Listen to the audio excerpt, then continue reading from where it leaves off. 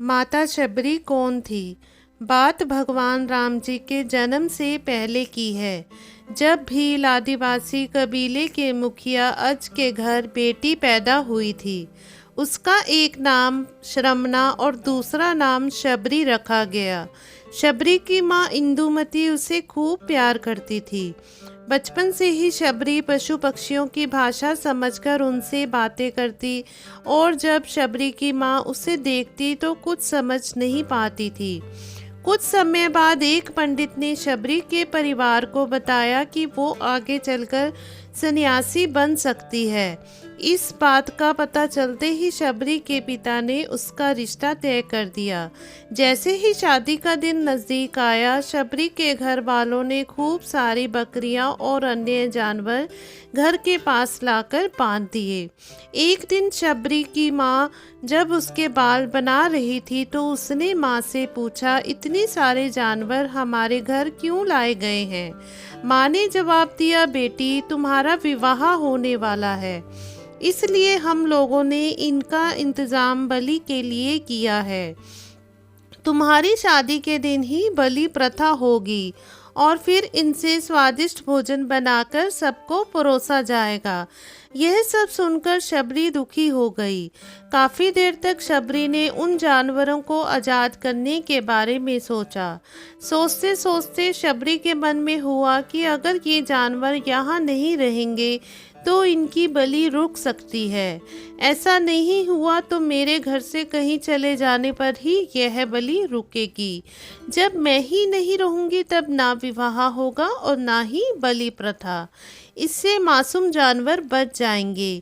इसी सोच के साथ जानवरों को रखी गई जगह पर शबरी पहुंची। उसने सोचा कि उन्हें खोल देती हूँ, लेकिन वो ऐसा नहीं कर पाई। उसके बाद शबरी जंगल की तरफ भागने लगी। भागते भागते शबरी ऋषि मुख पर्वत पहुंच गई। वहां करीब 10,000 ऋषि रहा करते थे। शबरी को लगा कि वो भी इसी जंगल में किसी तरह ऋषि मुनियों की सेवा करके अपना जीवन जी लेगी। वो चुपचाप उसी जंगल में एक हिस्से में किसी तरह से रहने लगी।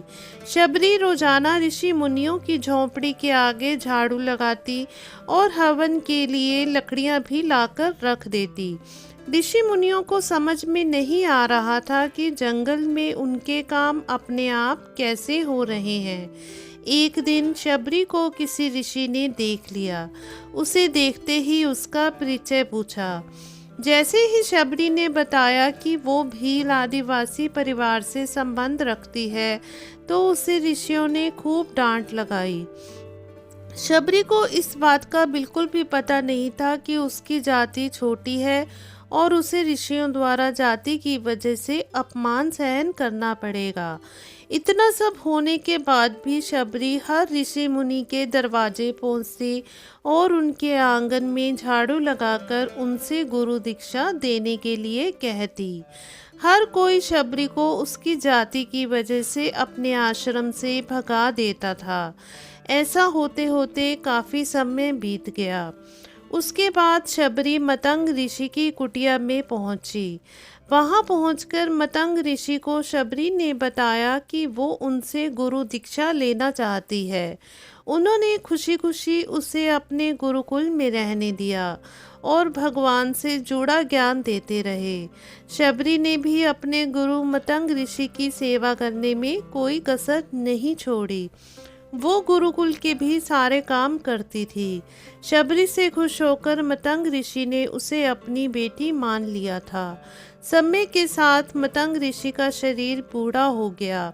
उन्होंने एक दिन शबरी को अपने पास बुलाया और कहा, बेटी मैं अपना देह त्यागना चाह रहा हूँ। बहुत साल हो गए इस शरीर में रहते रहते। शबरी ने दुखी मन से कहा, आपके ही सहारे मैं इस जंगल में रह पाई हूँ। आप ही चले जाएंगे तो मैं जीकर क्या करूँगी? आप अपने संग मुझे भी ले जाइए, मैं भी देह त्याग दूंगी। मतंग ऋषि ने जवाब दिया, बेटी तुम्हें चिंता करने की कोई ज़रूरत नहीं है। राम तुम्हारी चिंता करेंगे और ध्यान भी रखेंगे। शबरी ने राम का नाम सुनने के बाद पूछा, वो कौन है और उन्हें मैं किस तरह से ढूंढूंगी। मतंग ऋषि ने बताया, राम कोई और नहीं भगवान है। वो तुम्हें सारे अच्छे कर्मों का फल देंगे। तुम्हें उन्हें ढूंढने की कोई ज़रूरत नहीं है। वो एक दिन खुद तुम्हें खोजते हुए इस कुटिया में आएंगे और तुम्हें उनके हाथों ही मोक्ष मिलेगा। तब तक तुम इसी आश्रम में रहो। इतना कहते ही मतंग ऋषि ने अपना शरीर त्याग दिया।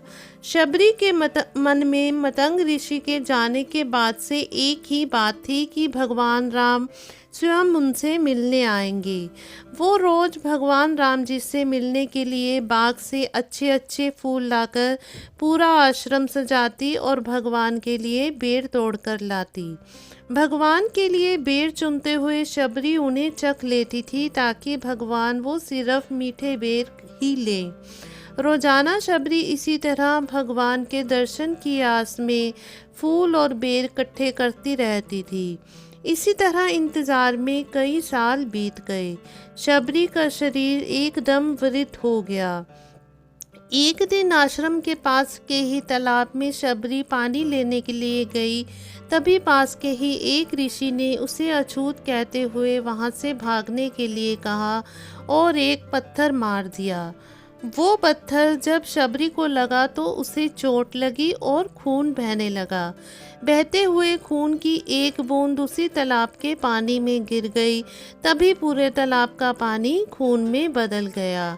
ये सब होता देखकर ऋषि ने शबरी को ही डांटा और कहा कि पापिन, तुम्हारी वजह से पूरा पानी खराब हो गया।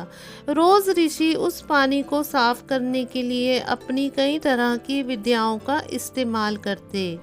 कई सारे जतन करने के बाद भी कुछ नहीं हुआ। फिर उन्होंने गंगा जैसी कई पवित्र नदियों का जल भी उस तालाब में डाला। फिर भी तालाब का पानी साफ नहीं हो पाया और वो खून जैसा ही रहा। कई सालों तक तालाब के पानी को साफ करने की कोशिश के बाद भी कुछ काम नहीं आया तो ऋषि ने थककर सब कुछ छोड़ दिया।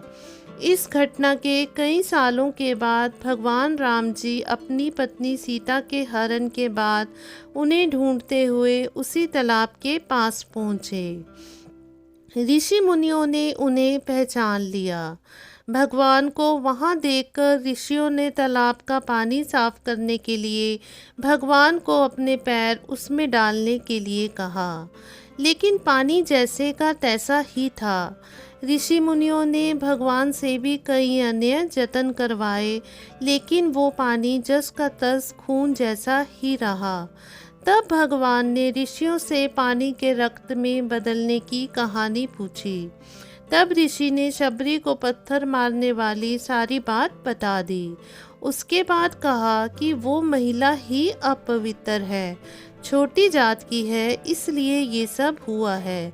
उसी वक्त भगवान राम ने कहा, ये सब आप लोगों के खराब वचनों से हुआ है। शबरी को इस तरह के शब्द बोलकर आप लोगों ने उसे नहीं बल्कि मेरे दिल को घायल किया है। इसी घायल दिल के रक्त का प्रतीक यह तालाब का लाल पानी है। आगे भगवान राम बोले, कहाँ है वो माई, मैं उनसे मिलना चाहता हूँ। तब तक शबरी उसी तालाब के पास पहुँच जाती है। इस दौरान शबरी के पैर को ठोकर लगती है और कुछ धूल उसी तालाब में गिर जाती है। तभी सारा पानी साफ हो जाता है। भगवान राम जी सबसे कहते हैं कि देखिए, आप लोगों ने क्या कुछ नहीं किया, लेकिन पानी साफ नहीं हो पाया। अभी सिर्फ इनके पैर की थोड़ी सी धूल ने ही तालाब का पानी साफ कर दिया। भगवान राम जी को शबरी पहचान चुकी थी। उन्हें प्रणाम करके शबरी ने कहा, भगवान आप मेरे साथ मेरी कुटिया में चलिए। भगवान भी खुशी खुशी शबरी के साथ चल पड़े। फूलों से शबरी ने भगवान राम जी का स्वागत किया। वो सीधे बेर तोड़ने के लिए बाग में गई और चक चक कर उनके लिए बेर लाई। उन्होंने बड़े ही प्यार से भगवान राम और भाई लक्ष्मण को बेर दिए। भगवान राम ने भी उतने ही प्यार से उन बेर को खाना शुरू किया। तभी बेर देखकर मुंह बनाते हुए लक्ष्मण ने कहा, भैया ये बेर जूठे हैं, इन्हें आप कैसे खा सकते हैं। भगवान ने जवाब दिया, लक्ष्मण ये जूठे नहीं बल्कि बहुत मीठे हैं। शबरी माई हम सबके लिए ये बहुत प्यार से तोड़कर लाई हैं। इतना कहकर भगवान राम प्यार से उन बेरों को खाने लगे। भगवान ने जाते हुए शबरी माई से कहा, आप मुझसे जो चाहें वो मांग सकती हैं।